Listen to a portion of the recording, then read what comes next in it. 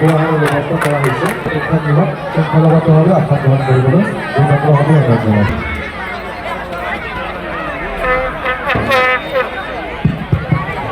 সাংস্কৃতিক শোভাযাত্ৰাত অংশগ্ৰহণ কৰা সকলোৰে বাবে লঘু আহাৰৰ ব্যৱস্থা কৰা হৈছে।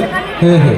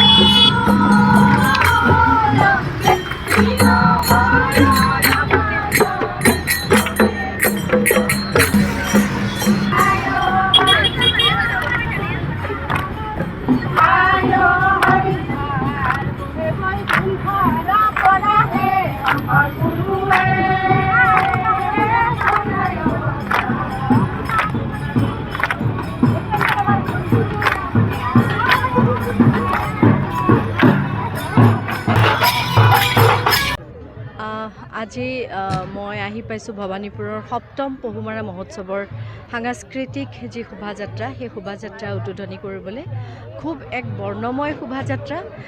এই মহোৎসৱৰ আৰম্ভণিয়ে হৈছিলে বিভিন্ন সৎ উদ্দেশ্যেৰে যাৰ জৰিয়তে আমাৰ এই ভবানীপুৰ অঞ্চলৰ কৃষ্টি সংস্কৃতি জাতি জনজাতিয়ে মিলি পেলাই এই ভবানীপুৰ অঞ্চলৰ সাংস্কৃতিক দিশটোক আগুৱাই লৈ যোৱাৰ নতুনক এক মঞ্চ প্ৰদান কৰাৰ আৰু আজি এই যি সুন্দৰ শোভাযাত্ৰা হ'ল তাৰে প্ৰতিফলন। গতিকে আমাক আমন্ত্ৰণ কৰাৰ বাবে ইয়াৰে উদযাপন সমিতিক অশেষ ধন্যবাদ জ্ঞাপন কৰিলোঁ।